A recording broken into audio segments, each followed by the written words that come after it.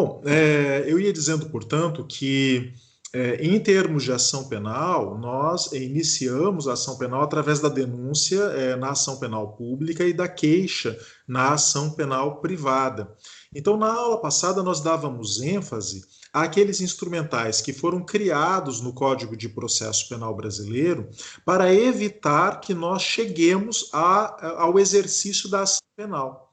Então, nós mencionávamos naquele momento, por exemplo, os instrumentais que estão previstos na Lei 9.099, de 95, que são instrumentais, principalmente a transação penal e a suspensão condicional do processo, que são instrumentais que foram colocados pela lei para evitar o exercício da ação penal, pelos motivos que eu mencionava na aula passada. E agora, no pacote anticrime, nós temos o acordo de não persecução penal, que amplia essas possibilidades de discricionariedade regrada dentro do processo penal brasileiro, que são formas de mitigar o princípio da obrigatoriedade. Trocando em miúdos, diante da falência do sistema prisional brasileiro, nós estamos tentando criar formas de evitar a ação penal, de evitar uma denúncia, de evitar uma queixa-crime. E por isso é que nós temos esses instrumentais que eu mencionei para vocês. Então, nós chegamos até aqui na aula passada, e eu gostaria, inclusive, de compartilhar com vocês aqui um quadro sinóptico que eu já mostrei na aula passada, mas eu vou mostrar novamente. Né? Vocês me digam, deixa eu verificar, vocês me digam se vocês estão vendo o quadro já. Sim, professor. Muito obrigado, excelente. Então, eu já mostrava na aula passada esse quadro, né? Onde, então, hoje, a situação do direito... No processo penal brasileiro, nós temos, então, infrações de menor potencial ofensivo, que são aquelas definidas no artigo 61 da Lei 9.099 de 95. Lá se diz que essas infrações são as contravenções penais e os crimes com pena máxima, vejam, teto não superior a 2 anos, cumulada ou não com multa, né? Não importa a multa aqui, importa a pena máxima, o teto da pena aplicado àquele crime em concreto, 2 anos. Nesse caso, nós teremos como obstáculos para o exercício da ação penal a transação penal, que está prevista no artigo 76, a aula passada eu falava no que ela consistia, e a suspensão condicional do processo, quando a pena mínima for igual ou inferior a 1 ano, artigo 89. Então, são duas maneiras de evitar que uma infração de menor potencial ofensivo chegue a uma denúncia. Perfeito? Por outro lado, nós teremos também infrações de médio potencial ofensivo, que são aquelas que hoje estão regulamentadas pelo novo artigo 28A do CPP, que foi inserido pelo pacote crime.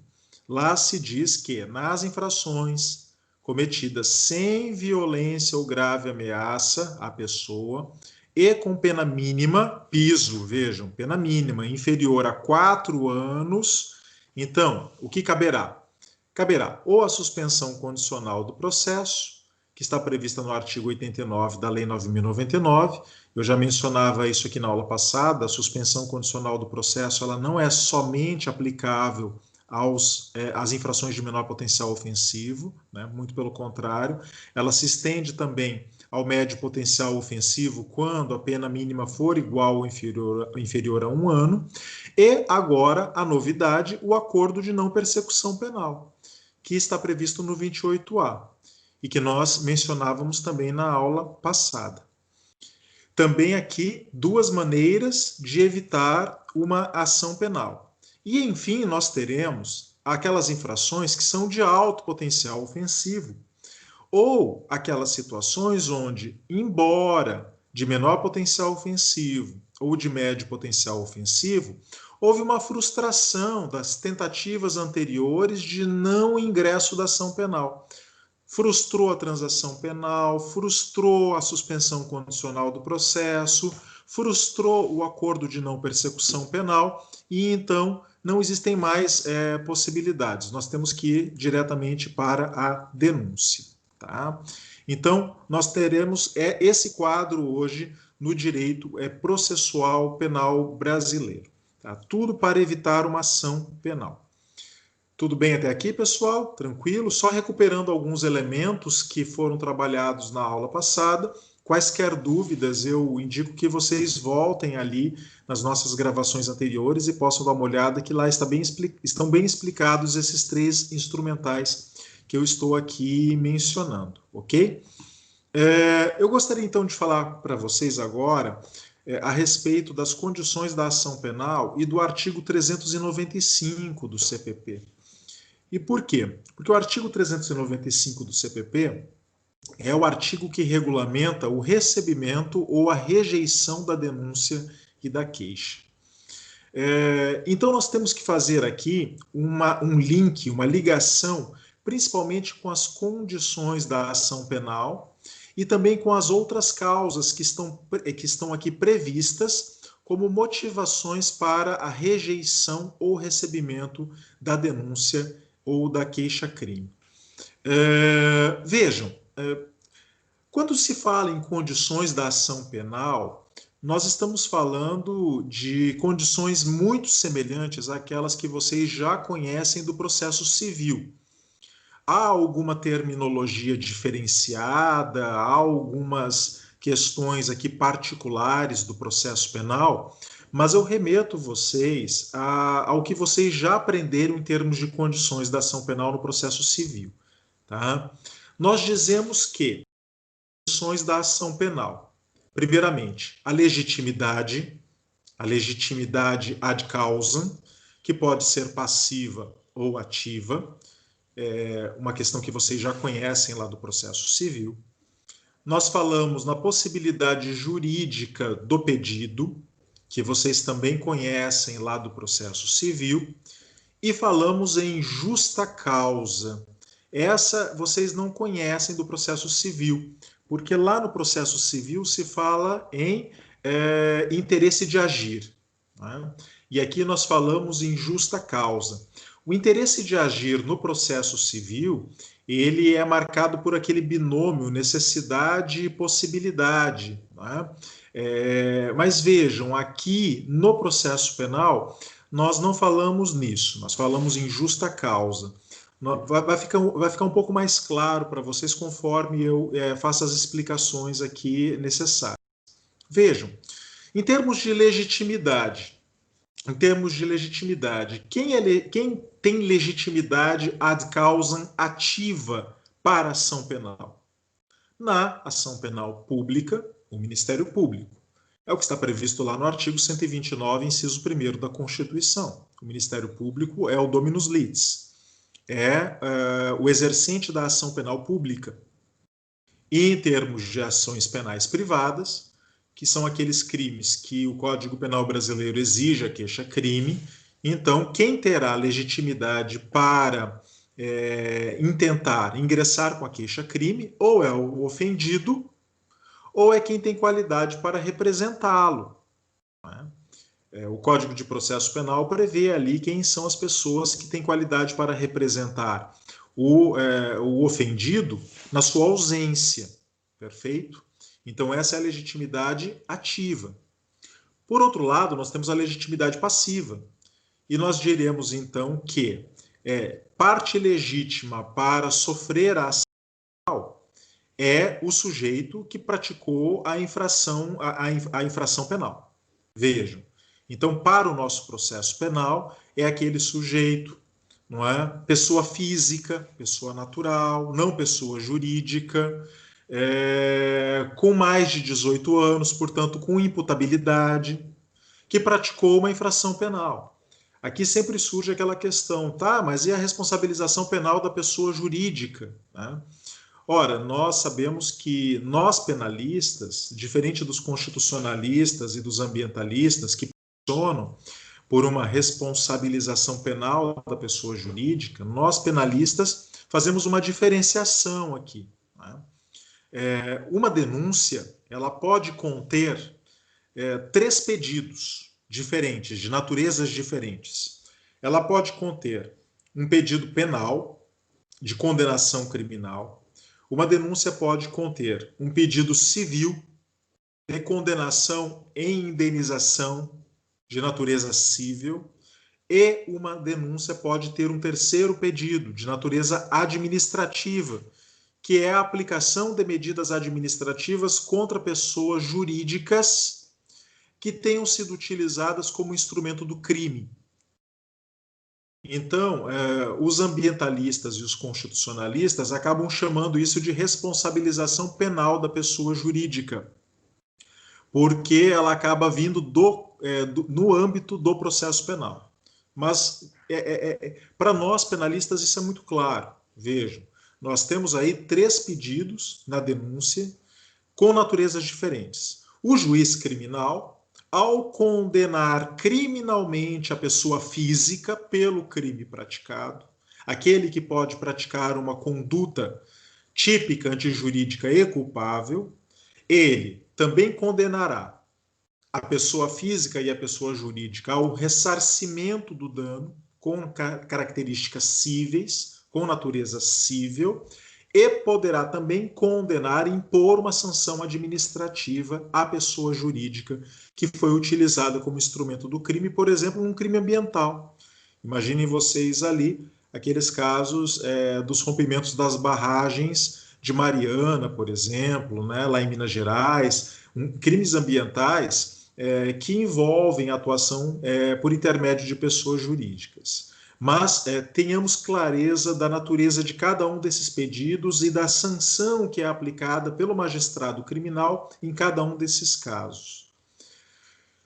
Em termos de possibilidade jurídica do pedido, nós dizemos que um pedido ele é possível de ser atendido se pelo menos nós temos uma conduta típica, uma conduta típica, visto que a antijuridicidade e a culpabilidade é matéria de verificação probatória do processo, e eu digo isso porque é uma situação interessante, mesmo em casos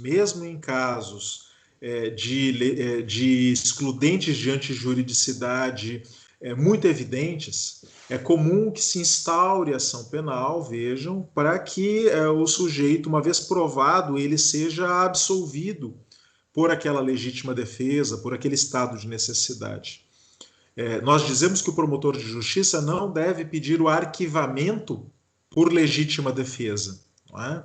Porque existe procedimento próprio para isso. Ele denuncia o sujeito pela conduta típica, o magistrado pode aplicar a absolvição sumária, no caso de estar aprovada de plano a legítima defesa, portanto é uma sentença do magistrado, ou, se não houver prova de plano, o juiz poderá absolver este réu pela legítima defesa na sentença final, mas tramita o processo, porque a excludente de antijuridicidade e a excludente de culpabilidade, elas não autorizam o promotor de justiça a arquivar os autos de inquérito policial. Ele tem que denunciar.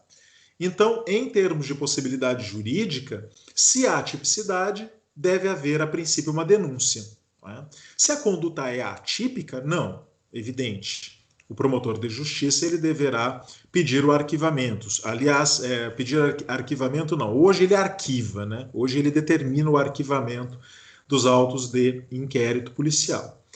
E também um crime que não esteja prescrito, que não esteja atingido por uma causa extintiva da punibilidade. Se ele verificar que há uma extinção da punibilidade de qualquer modelo previsto no nosso Código Penal, então aí ele deverá, evidentemente, arquivar os autos de inquérito policial. E, enfim, a justa causa. A justa causa em processo penal ela está ligada à existência de elementos probatórios mínimos que autorizem o ingresso de uma ação penal. E esses elementos probatórios mínimos nós dizemos que são a prova da materialidade e os indícios suficientes de autoria. Então imaginem vocês que, e isso está expresso no artigo 158 do CPP, nos crimes que deixarem vestígio, há necessidade de prova da materialidade. Prova que pode ser feita de forma direta ou de forma indireta. Nós veremos as diferenças posteriormente. Mas tem que existir essa prova. Essa prova tem que existir. né? Então, num crime de homicídio, o que faz prova direta do homicídio é o cadáver. O que faz prova indireta do homicídio são testemunhas críveis que presenciaram o fato, não de ouvir dizer, presenciaram o fato. Essa prova tem que estar presente nos autos. Ela não pode ser presumida.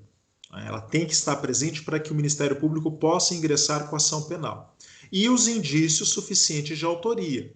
Deve recair sobre uma pessoa uma desconfiança muito forte, muito bem fundada, de que ela possa ser o autor do fato. Não uma prova cabal. Essa prova cabal ela não existe, né? Ela será objeto da fase probatória da ação penal. Então, não há necessidade de uma prova pronta e acabada. Então, nós dizemos que justa causa é essa necessidade probatória relacionada à materialidade e relacionada à autoria que deve estar presente. Se há legitimidade, se há possibilidade jurídica do pedido e se há justa causa, estão colocadas as condições para que o MP ou o querelante possam exercer a ação penal.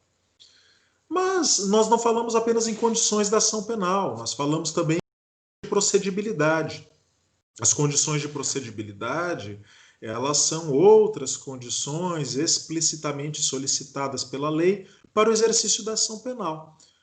Vocês conhecem lá do direito penal, a representação na ação penal pública condicionada, a requisição do Ministério da Justiça em alguns crimes. Dou o exemplo aqui do crime contra a honra do presidente da República, não é? Os poderes especiais e a menção do fato criminoso na procuração para queixa-crime, exigência do Código de Processo Penal, a entrada do agente no território nacional, naqueles casos de extraterritorialidade, a ação prévia da Câmara dos Deputados nos processos de impeachment contra o presidente da República ou as autoridades ali mencionadas.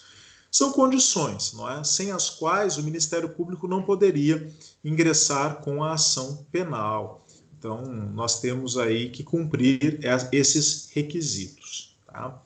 Então, percebam vocês que o artigo 395 do CPP, ele vai utilizar essa terminologia, não é?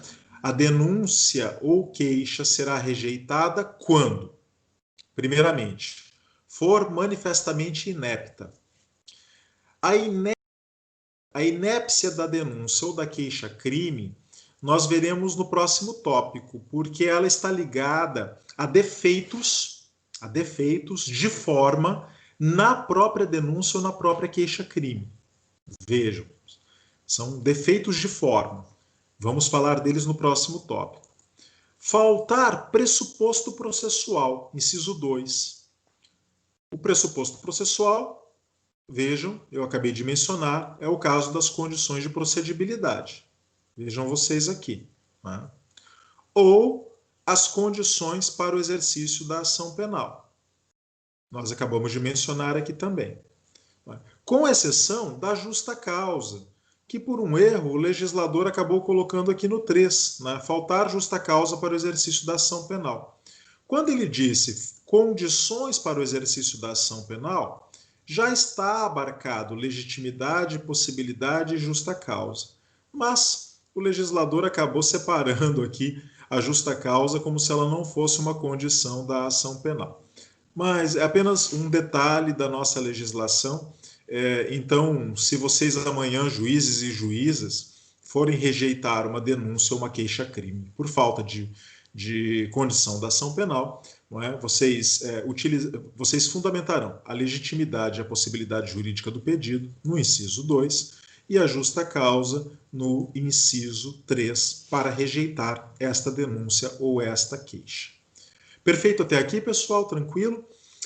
Falemos, então, a respeito desses instrumentais, né? A denúncia e a queixa-crime, que são esses instrumentais que estão colocados na nossa legislação para o exercício da ação penal. Até agora nós estamos falando um pouco mais... Claro que o processo penal não é tão teórico quanto acontece com o direito penal, o direito material. O direito penal material, ele trabalha também com muitas abstrações, né? O processo penal, ele prima por ser um pouco mais concreto. Então, como se exerce uma ação penal? Se exerce através da denúncia na ação penal pública, se exerce através da queixa na ação penal privada. Então, falemos dos requisitos. Quais são os requisitos desses instrumentais? Não é? Como eles se estruturam? Como se monta na prática uma denúncia ou uma queixa-crime? Falemos disso então. E continuando aqui o compartilhamento de tela. Eu acho que não precisa. Aqui. Eu espero que vocês estejam vendo. Se não estiverem, avisem. A denúncia na ação penal pública e a queixa-crime na ação penal privada são os atos postulatórios. Ou seja, nós estamos falando das petições iniciais, não é? Como se fala lá no processo civil, das petições iniciais, pelas quais o Ministério Público ou o querelante exercitam o direito de ação. Vale dizer, exigem a prestação jurisdicional por parte do Estado. O artigo 129, inciso 1 da Constituição, já mencionei ele aqui hoje, diz que incumbe ao Ministério Público promover a ação penal pública. É o fundamento legal deste ato postulatório. E o artigo 30 do Código de Processo Penal diz que ao ofendido ou a quem tem a qualidade para representá-lo, caberá intentar a ação penal privada. Aqui no 31, 33, 34 e 36, nós teremos aí as pessoas que têm legitimidade para representar o ofendido na ação penal. Os requisitos de uma denúncia ou da queixa-crime estão previstos no artigo 41 do CPP. Vejam, eu transcrevi aqui, tá? É transcrição literal do 41. Primeiramente, aliás, aqui não está literal não, na verdade eu acabei melhorando um pouquinho ali, né, para que vocês tenham um pouco mais de visibilidade. O artigo 41 do Código de Processo Penal, ele exige primeiramente que a denúncia ou a queixa tenha um endereçamento à autoridade competente. É aquele cabeçalho famoso, com o qual nós começamos toda a petição inicial, com o qual nós começamos toda a denúncia, com o qual nós começamos toda a queixa-crime. Excelentíssimo senhor doutor, juiz de direito da vara tal, da vara criminal tal, da comarca de Florianópolis. Excelentíssimo senhor doutor, juiz da vara do Tribunal do Júri. Excelentíssimo senhor doutor juiz da vara especializada em crimes de trânsito. Excelentíssimo senhor doutor juiz ou juíza da vara especializada em infrações penais contra a mulher, causas de gênero. Ou seja, nós poderíamos imaginar aí um endereçamento que direciona aquela ação penal, que direciona aquela denúncia, que direciona aquela queixa-crime para o juiz competente, realizando o princípio constitucional do juiz natural, do juiz competente. Por isso, a importância de um endereçamento adequado. Sem ele, nós não sabemos para onde essa denúncia será distribuída. Passamos, então, à qualificação do autor. E vimos agora que esse autor, quem tem legitimidade para propor, ou é o Ministério Público ou é o querelante. Então, ele deverá ser qualificado. Passamos depois à qualificação do denunciado.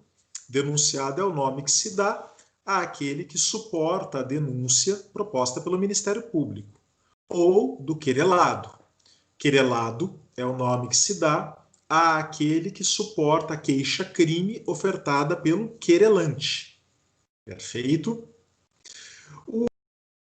Em termos de qualificação do denunciado ou do querelado, existe uma regra bem interessante, que é a questão da identidade física do acusado. Está prevista lá no 259 do CPP. O 259 do CPP não exige que haja qualificação certa do denunciado ou do querelado, mas sim que haja identidade física do acusado. O que isso significa? Significa, por exemplo, que vocês poderão ter preso lá na cadeia pública uma pessoa, homem ou mulher, maior de 18 anos, imputável, não é? Que tenha cometido um delito e tenha sido preso em flagrante. Mas não foi possível, por algum motivo, determinar a sua identidade civil. Ou seja, eu não tenho o nome do sujeito ou da sujeita, eu não tenho o seu CPF, eu não tenho o seu RG, eu não tenho o seu endereço, eu não tenho a sua filiação, eu não tenho nenhum elemento de identidade física daquele sujeito. E a pergunta é: eu posso oferecer uma denúncia ou uma queixa-crime contra uma pessoa contra a qual eu não tenho nenhum elemento de identificação, apenas a identidade física do acusado? Eu tenho ele fisicamente retido, por exemplo, na delegacia, mas não tenho identidade física, a identidade jurídica dele? Sim, o Código de Processo Penal autoriza que uma ação penal, por meio de denúncia ou por meio de queixa, seja instaurada contra esse sujeito nessas circunstâncias. Então, o Ministério diria que oferece uma denúncia contra aquele sujeito com aquelas características físicas, sujeito de cor branca, recolhido, de 1,80 m, cabelos escuros, olhos pretos, recolhido na cadeia pública local, sob número tal, à disposição das autoridades. Seria possível? Sim, seria possível. Seria possível, é possível, desde que eu tenha certeza da identidade física, embora não tenha certeza da identidade jurídica, da identidade civil do sujeito. Enfim, uma vez endereçado, qualificado autor, qualificado denunciado ou querelado, eu passo à exposição do fato com todas as suas circunstâncias relevantes. Vejam, eu remeto aqui a vocês ao vídeo que nós postamos no canal YouTube sobre o objeto da ação penal. São 2 vídeos, o objeto da ação penal e também sobre os artigos 383 e 384 do Código de Processo Penal, que trabalham a questão da emendácio e da mutatio libelli. Nesses vídeos eu explico que o objeto da ação penal, diferentemente do processo civil, ele é definido pela exposição do fato, não pelo pedido.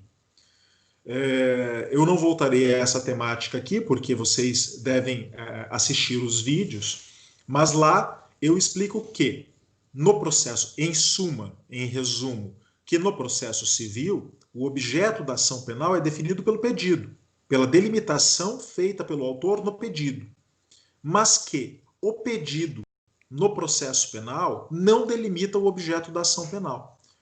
O que delimita o objeto da ação penal é a narrativa do fato. Vejam, é a narrativa do fato. Assistam esses vídeos, obrigatoriamente, necessariamente. Então aqui nós estamos no coração de uma denúncia, no coração de uma queixa-crime. A exposição do fato com todas as circunstâncias relevantes. Nós veremos alguns exemplos logo na sequência. Depois, eu faço a classificação legal do delito. Afinal de contas, esse fato que eu expus, ele se classifica tipicamente como que delito. Vejam, eu tenho que apontar qual é a classificação legal do delito. Eu passo para um pedido que é condenatório, que se condene o réu pela prática de um fato criminoso, conforme um tipo legal previamente classificado. Requeiro depois a citação deste acusado para compor a relação jurídico-processual. Este é o primeiro ato do contraditório, importante dizer, né? A realização do contraditório começa aqui, com o requerimento de citação. Passo depois a requerer as provas que eu quero produzir, principalmente provas testemunhais, documentais ou periciais, que já devem ser apontadas na denúncia, e dato e assino esta denúncia, ou queixa-crime. Vejam, eu estou falando aqui A forma da peça é a mesma para o Ministério Público e para o querelante. Só mudam as terminologias, mas a formatação é a mesma. Quem fez uma denúncia sabe fazer uma queixa-crime e vice-versa. Então vamos ver aqui um modelo, não é? Vamos transformar esses requisitos num modelinho prático para que nós tenhamos clareza de como se estrutura essa peça que nós estamos analisando. Então, aqui o endereçamento. Excelentíssimo senhor doutor, juiz de direito, da Vara Criminal da Comarca da Capital, Estado de Santa Catarina. Aqui nós poderíamos ter várias varas criminais. Tribunal do Júri, violência doméstica, trânsito, crimes contra a ordem tributária, a depender aí da organização judiciária de cada estado. Passamos então à qualificação do autor. Se nós estivermos falando de ação penal pública, que é a denúncia, então o Ministério Público, ou o Ministério Público do Estado de Santa Catarina, por intermédio do promotor de justiça infracinado, vem respeitosamente perante Vossa Excelência, com fundamento no artigo 129, inciso 1 da Constituição, propor denúncia em face de. Se vocês estiverem falando de uma queixa-crime, ação penal privada, então aqui nós teremos uma pessoa física, não é? Qualificada. Então, fulano de tal, brasileiro, casado, professor universitário, domiciliado em Florianópolis, residente à rua tal, portador do RG número tal. Aqui é o ofendido ou quem tem qualidade para representá-lo. Por ser o advogado infracinado, porque este fulano de tal, se não for advogado, não terá capacidade postulatória e, portanto, deverá ser representado por advogado, não é? Aqui, o Ministério Público, ele possui, o promotor de justiça tem capacidade postulatória em relação ao MP. Aqui, o querelante não o tem, então precisa contratar um advogado. Vem respeitosamente a presença de Vossa Excelência, com fundamento no artigo 30 do CPP, propor queixa-crime em face de. E aí nós passaremos a qualificação do autor do fato. Beltrano de tal, brasileiro, casado, também professor universitário, com todas as suas características, né? Residência, domicílio, identidade, se houver, e, enfim, pela conduta típica que passa a expor. Ou seja, começaremos, então, na sequência, a narrar o fato. E essa é a parte principal, porque, como eu disse, a narrativa do fato delimita o objeto da ação penal. Consta dos autos de inquérito policial, em anexo, que, em data tal, às horas tais, no local tal, o denunciado Beltrano de tal, com vontade livre e consciente, o dolo, utilizando o instrumento tal, apreendido nos autos e avaliado pelo laudo pericial de folhas tais, praticou a conduta típica tal, ocasionando o resultado tal, descrito no laudo pericial de folhas tais. Vejam, aqui estão colocados praticamente todos os requisitos necessários para o oferecimento de uma denúncia ou de uma queixa-crime.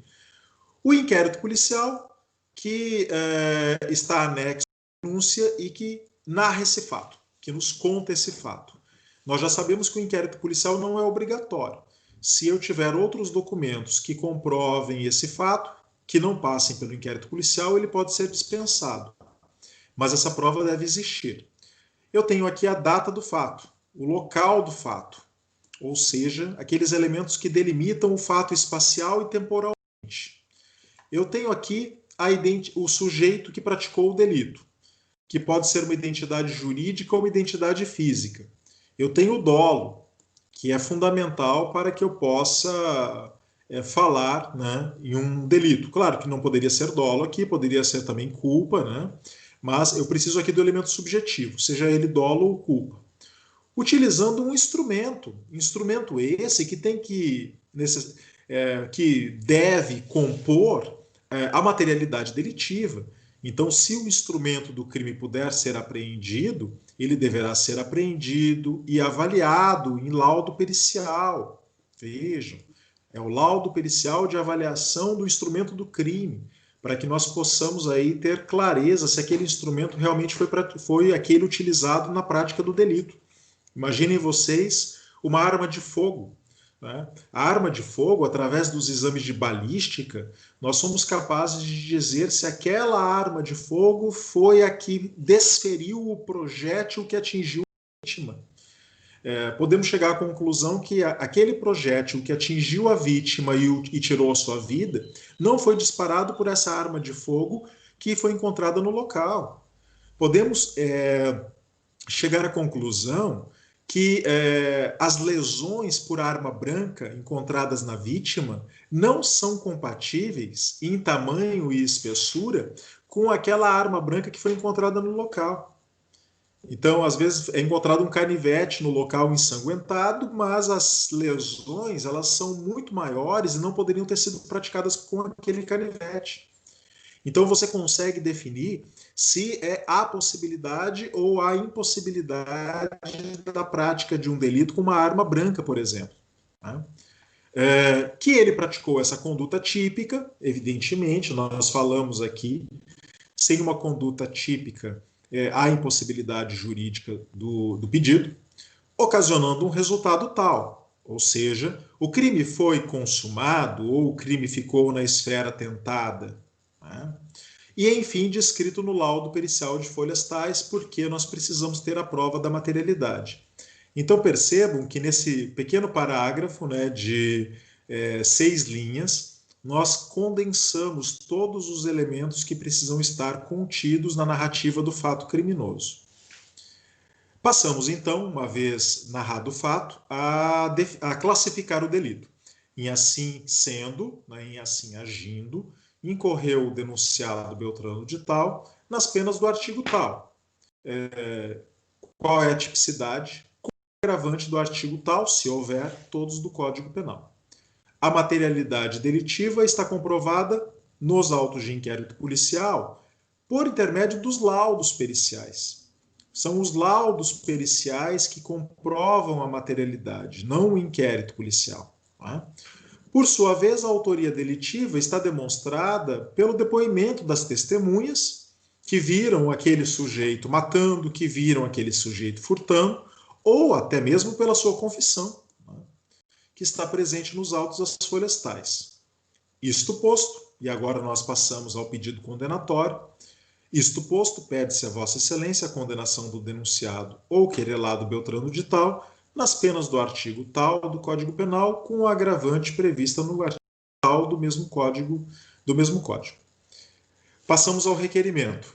Requer-se, após o juízo de admissibilidade positivo, o recebimento da denúncia, é o que o Ministério Público espera, requer-se a citação do denunciado querelado para participar da relação jurídico-processual e, querendo, oferecer defesa prévia, né, a resposta preliminar, adotando-se o procedimento ordinário ou especial, que vocês analisarão com o professor de processo penal 2, e inquirindo-se as testemunhas abaixo arroladas. Seja MP, seja querelante, passaremos aqui a pedir deferimento, cidade, dia e assinatura do membro do Ministério Público ou assinatura do advogado. E, enfim, o rol de testemunhas. Vejam, é muito comum aqui que toda denúncia, toda queixa-crime, ela traga, enfim, esse rol de testemunhas. Eu menciono aqui para vocês, enfim, não é, que, segundo o nosso Código de Processo Penal, e aqui eu já passo, eu não vou ficar me aprofundando nessa questão, porque é matéria de processo penal 2, tanto o procedimento ordinário, sumário, quanto o sumaríssimo. Saibam por enquanto, e é isso que importa, que no processo ordinário vocês poderão arrolar 8 testemunhas. Está lá no artigo 401 do CPP. No procedimento sumário, vocês poderão arrolar até 5 testemunhas, artigo 532 do CPP. No sumaríssimo, que é o juizado especial criminal, infrações de menor potencial ofensivo, vocês poderão arrolar até 3 testemunhas, artigo 34 da Lei 9.099 de 95.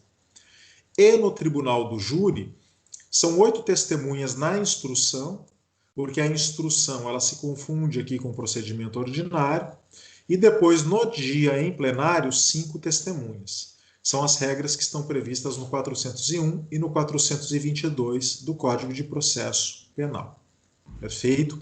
Essa é a formatação de uma denúncia ou de uma queixa-crime, ok? Então, é claro, esse é um modelo que eu criei para ilustrar a peça que nós estamos analisando. O que eu fiz aqui? Eu baixei agora há pouco, pela internet, duas denúncias que eu gostaria de compartilhar com vocês, não porque elas sejam exemplares ou não sejam exemplares, muito pelo contrário. Eu acabei selecionando duas denúncias aleatoriamente para que nós possamos fazer uma análise aqui agora e façamos a verificação em concreto desses requisitos que eu acabo de mencionar. Vou compartilhar com vocês. Vejam só. Me digam se vocês estão vendo. Estão vendo a denúncia? Eu não. Não? Então, não. eu vou... Ok. Deixe-me tentar aqui, então.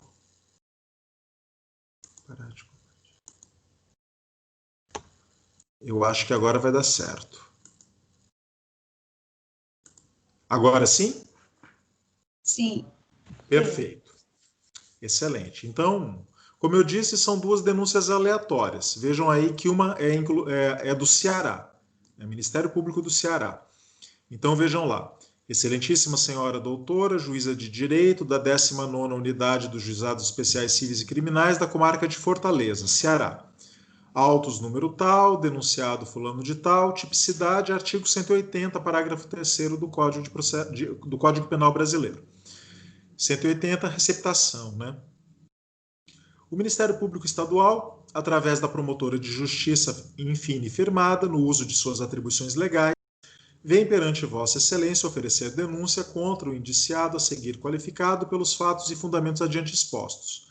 Aqui ela qualifica o denunciado e passa a narrar os fatos. Consta nos autos do inquérito policial que no dia 6 de outubro de 2008, por volta das 11h30, na rua tal, nesta capital, o denunciado Nelson, proprietário de um mercadinho, recebeu uma balança, produto de furto, em troca de mercadorias de seu estabelecimento comercial, sendo que o mesmo devia saber que a referida balança era de origem criminosa, devido às condições de quem lhe ofereceu, bem como a desproporção entre o valor e o preço. Aqui eu quero chamar a atenção de vocês que a narrativa do fato, ela sempre obedece ao tipo penal que nós estamos analisando. Então você tem que contar o fato de maneira mais próxima possível a como está escrito o tipo legal no Código Penal. Então, nós temos tipos legais simples, como, por exemplo, matar alguém, artigo 121 do Código Penal. Então, a narrativa do fato é simples assim. Fulano de tal, nas horas tais, utilizando a arma de fogo tal, tirou a vida do outro. Agora, um furto, subtrair coisa alheia móvel. Vejam, então é isso. Fulano de tal, às horas tais, subtraiu um computador, não é pertencente a fulano de tal. Ou seja, nós temos sempre que obedecer o tipo penal que nós estamos aqui denunciando. Nesse caso, um típico caso de receptação. Constatou-se nas investigações policiais que Francisco subtraiu a referida balança do interior de uma residência, dirigindo-se em seguida ao estabelecimento comercial do denunciado, onde a trocou por compras. Compras essas que totalizaram o valor de R$10. A polícia foi acionada, tendo localizado o autor do furto, o qual indicou o denunciado como sendo aquele que receptara o produto do crime, ocasião em que os agentes da lei apreenderam a balança no estabelecimento comercial do delatado. Diante dos fatos, o denunciado foi conduzido à delegacia, onde foi lavrado o termo circunstanciado de ocorrência. O delatado Nelson, o dono do mercadinho, afirmou ter aceito a balança em troca das mercadorias, por não saber de produto de origem ilícita. A autoria e materialidade tem-se, pois, demonstrada a materialidade mediante... Aqui há um equívoco, né? Materialidade não se comprova pelo termo circunstanciado. Isso aqui não existe, né? Isso aqui é uma forçação de barra, né? O auto de apresentação e apreensão não é prova de materialidade. Ele comprova que a balança foi apreendida, mas deve ser realizado o exame sobre a balança. O Código de Processo Penal exige exame pericial, exame de corpo de delito como prova de materialidade, não auto de apresentação e apreensão. Isso aqui é um equívoco. E o termo de restituição. Também o termo de restituição não comprova materialidade. Então aqui nós vamos ver erros teóricos praticados pelo Ministério Público na definição da materialidade. Vejam, por isso que é sempre bom a gente verificar um caso concreto assim. Né? Mas tudo bem, sigamos adiante. A autoria também restou comprovada diante das diversas provas testemunhais carreadas nos autos e ainda diante da própria confissão parcial do delatado. A autoria está correta, né? Prova testemunhal, prova autoria. Confissão também prova autoria, portanto, normal. Tipicidade. A conduta do denunciado enquadra-se perfeitamente no delito tipificado no 180, parágrafo 3º do Código Penal, pois que o mesmo praticou o crime de receptação culposa, já que adquiriu o produto que devia saber tratar-se de origem ilícita. Né? Do pedido. Ante o exposto, requer ao MP, seja presente denúncia recebida, autuada, determinada a citação do denunciado, nos termos do artigo 78 e seguintes da Lei 9.099, e que siga o processo em seus ulteriores termos com a condenação do acusado nas sanções penais respectivas. Aqui é interessante porque o Ministério Público vai fazer um pedido aqui que nós trabalhamos na aula passada. Ressalte-se que o artigo 79 da Lei 9.099 prevê a possibilidade de oferecimento de transação penal, mesmo após a deflagração da ação penal, podendo ser tal proposta ofertada durante a própria audiência de instrução. E julgamento em data a ser designada por Vossa Excelência. Ainda e não sendo ofertada a transação penal e constatando-se a presença dos requisitos autorizadores da proposta de suspensão condicional do processo, artigo 89 da Lei 9.099, proponho a suspensão, pelo prazo de 2 anos, desde que sejam tomadas as medidas acautelatórias necessárias. São 2 matérias que nós trabalhamos aqui na aula passada. Então, o Ministério Público, nesse caso, ofertou a denúncia, mas já disse que é possível fazer transação penal e que, se não for possível fazer a transação penal, ele oferece a suspensão condicional do processo. Ou seja, tudo para que essa denúncia não tenha prosseguimento, para que ela fique estancada logo no início do processo. Assim, requeiro sejam notificados o denunciado, seu defensor, para virem à audiência admonitória, a porem seus aceites para que se inicie o período de prova debaixo das seguintes condições. E aí ela colocou as condições aqui do que ela propôs. Reparação do dano, proibição de frequentar bares ou restaurantes que vendam bebidas alcoólicas, proibição de ausentar-se da comarca onde reside sem autorização do juiz, comparecimento pessoal e obrigatório a juízo mensalmente para informar e justificar suas atividades. Se o denunciado aceitar essas condições, ele poderá obter a transação penal ou a suspensão condicional do processo. Se ele cumprir essas condições durante o prazo do estágio probatório, então, ao final, o juiz declarará extinta a sua punibilidade e é como se esse fato nunca tivesse existido. Né? Não tem qualquer tipo de antecedente criminal. Ok? Poderá especificar outras condições, se houver necessidade, não é? Espeça-se ofício à delegacia de origem para que a autoridade informe esse juízo se for instaurado inquérito policial para apurar o crime de furto praticado por Francisco Valdir Gonçalves Ferreira, visto que, nesse caso, essa ação ela ficou restrita ao caso da receptação. Então, data e assinatura, né, da promotora de justiça e rol de... Um exemplo muito bom daquele esquema que nós mostramos para vocês agora há pouco. Né? Aqui num crime patrimonial. Então eu tenho aqui um outro crime. Mudou a página para vocês? Agora vocês veem a de Goiás? Sim. Ótimo, excelente. Então agora vejamos uma outra denúncia em caso de homicídio. Né? Vejam aqui. Excelentíssimo senhor, juiz de direito da comarca de São Domingos, Goiás. o Ministério Público do Estado de Goiás, pelo promotor de justiça signatário, no uso de suas atribuições, com base nos autos de inquérito policial anexo, em reciprocidade de respeito, oferece denúncia em face de, passa a qualificar a pessoa. Não é? Aqui foi excluído o nome do sujeito. Atualmente recolhido na cadeia pública de São Domingos, Goiás, pela prática das condutas delituosas a seguir descritas. Imputação penal. Aqui nós teremos a narrativa do fato. Consta dos autos de inquérito policial que no dia 9 de abril de 2009, por volta das 22 horas, a aproximadamente uns 600 metros da sua residência, localizada na rua tal, Divinópolis de Goiás, o denunciado, consciente e com ânimos necande, vontade de matar, o dolo, movido por motivo fútil, mediante meio cruel, aqui ele está elencando as diversas qualificadoras, facada na barriga e decapitação do serrote. Vejam, são essas coisas que a gente vai vendo de equívoco, né? Facada na barriga não é qualificadora de nada. Decapitação de um morto, de um sujeito já morto por serrote, né, também não é meio cruel. Você está aí decapitando um cadáver, né? Se o golpe for dado, inclusive, muito rapidamente num vivo, isso pode ser tão imediato que não vai caracterizar meio cruel. Meio cruel é aquele que faz sofrer por excessividade.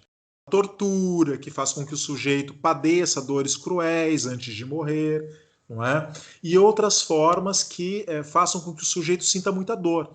Uma facada, um tiro, uma decapitação por guilhotina ou por outros elementos muito rápidos de um sujeito vivo não levariam necessariamente a um meio cruel. Mas vamos analisar o caso para ver se se encaixa, né? E com recurso que impossibilitou e dificultou a defesa da vítima, ao chegar à casa dela sorrateiramente e iniciar uma discussão, com finalidade de usar suas armas brancas, facão, serrote, desferiu golpes contra sua mãe, meu Deus, que a levaram à morte, conforme será demonstrado no laudo pericial a ser juntado oportunamente. Estamos diante de um matricídio, né? Consta ainda que, nas mesmas circunstâncias de tempo e local, o denunciado, consciente e com vontade, destruiu parcialmente e ocultou o cadáver de sua genitora, após retirar sua vida, decapitá-la. Vejam, aqui o Ministério Público admite que a decapitação aconteceu quando ela já estava morta, né? Então vejam que aquele motivo cruel, aquele meio cruel, ele meio que se descaracteriza. Mas continuemos. Levar o corpo para o mato e colocar a cabeça numa sacola e a esconder, a conforme depoimentos e também pelo laudo pericial a ser juntado oportunamente. Vejam, isso aqui é um absurdo, tá? Laudo pericial deve acompanhar a denúncia. Nunca um laudo pericial pode ser juntado oportunamente. É dever do juiz indeferir uma denúncia se ela não vier acompanhada do laudo pericial oportuno, da prova da materialidade. Então tomem cuidado com isso. Tanto na denúncia quanto na queixa-crime, o laudo pericial que prova a materialidade do delito deve vir acompanhado. Quero acreditar aqui que talvez o exame cadavérico já constasse e que acabou faltando um laudo de exame complementar, alguma coisa assim, porque senão seria dever do juiz simplesmente rejeitar essa denúncia. Dinâmica dos fatos. O denunciado, na noite dos fatos, com um facão e um serrote, procurou a vítima, sua mãe, para tirar satisfações a respeito de comentários feitos por ela sobre a vida íntima e pessoal do denunciado. Como sua mãe não aceitou a reclamação feita, o denunciado contou que ela lhe deu um tapa no rosto, motivo pelo qual, já com intenção de matá-la, desferiu um golpe de facão que atingiu a barriga dela. Com a gravidade do ferimento ocasionado, a vítima caiu no chão, oportunidade em que o denunciado, munido com um serrote, cortou a cabeça da vítima. Os requintes de crueldade não pararam por aí. Nossa, é pesado esse caso, né? Eu não vou nem ler tudo, não, me desculpem, mas vejam, é até meio pesado a gente ficar lendo uma coisa dessa aqui, né? O pessoal pode ficar enjoado. Mas, ou seja, se narra um fato, né? É claro que em direito penal a gente não está lidando com questões lindas e maravilhosas, né? Sempre são casos muito assombrosos.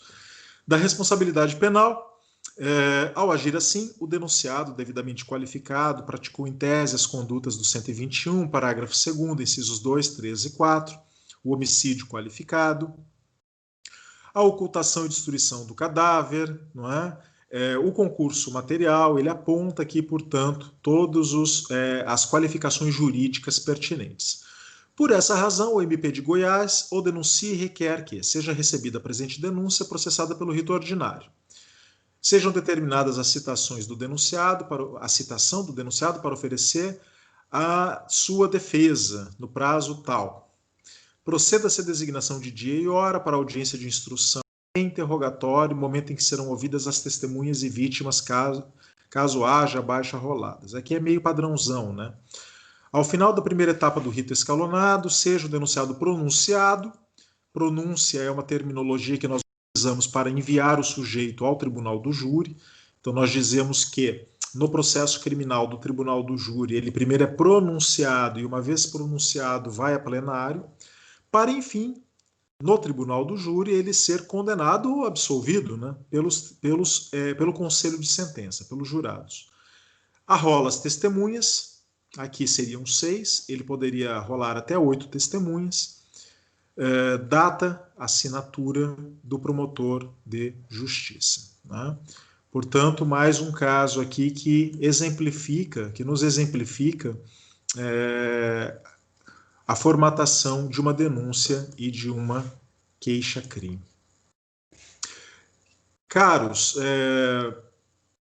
foram 2 exemplos bem interessantes, né, de queixa. Aliás, a queixa, quem conhece a denúncia conhece a queixa, ali só haveriam aquelas modificações que eu mencionei para vocês, mas foram 2 belos exemplos de denúncia por casos bem interessantes, que ilustram bem como se move, como se opera uma ação penal, pelo menos uma ação penal de natureza pública.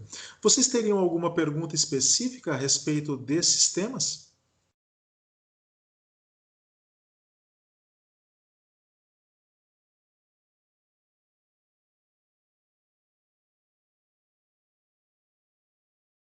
Nenhuma pergunta específica? Vejam vocês, só lembrando que no primeiro caso, na denúncia da receptação, como havia ali a possibilidade do oferecimento da transação penal e da suspensão condicional do processo, a própria promotora de justiça já o fez na própria denúncia, para que a denúncia não vá à frente, para que ela seja estancada.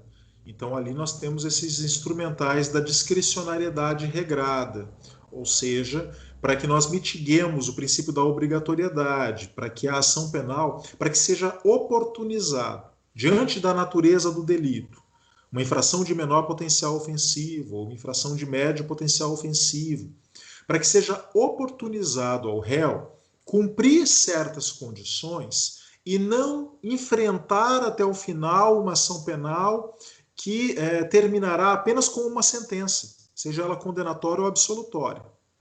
No último caso, nós estávamos falando de um caso gravíssimo, de um homicídio com qualificadoras. Então, aquilo que nós chamamos de um crime de alto potencial ofensivo. E, portanto, não era cabível nem a transação penal, nem a suspensão condicional do processo, e também não seria cabível aqui agora o acordo de não persecução penal. Lembre-se que o acordo, primeiramente, pela pena aplicada ao crime de homicídio. Não cabe lá na regra do 28A. E o 28A também fala em crime que não se valha de violência ou grave ameaça à pessoa. Então, existem 2 motivos para excluir o homicídio do acordo de não persecução penal. Então, nesse caso de um crime de alto potencial ofensivo, como é o caso do crime de homicídio, então não há possibilidade de qualquer discricionariedade regrada. Não há qualquer possibilidade de nós estancarmos a denúncia por transação penal, por suspensão condicional do processo, por acordo de não persecução penal, oferecendo para o réu alguma condição em troca da extinção da punibilidade. Então aí a denúncia se torna necessária, o sujeito deverá enfrentar a ação penal e deverá ao final ser condenado ou absolvido, conforme as provas que foram carreadas aos autos. Perfeito?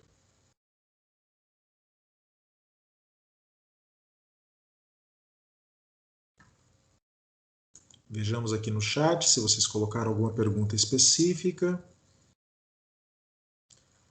Vocês perguntaram sobre o relatório, né? 20 de outubro está lá no plano de ensino, né? Que vocês devem entregar no dia 20 de outubro. Dia 20 de outubro ele ficará ali o sistema aberto o dia todo para que vocês possam fazer o protocolo do relatório, né? Da meia-noite do dia 19 até a meia-noite do dia 20, indo para o dia 21, né? Dia 20 inteiro. Vocês podem fazer ali o protocolo. Eu é que agradeço, então. Vejo que vocês não têm nenhuma pergunta por hoje, uma aula bem prática, inclusive, né, para que nós possamos aí ilustrar a ação penal. E se não há perguntas específicas, dou por encerrada a nossa aula de hoje. Muito obrigado e até a próxima oportunidade. Obrigada, professor. Obrigada, professor. Boa semana. Eu é que agradeço.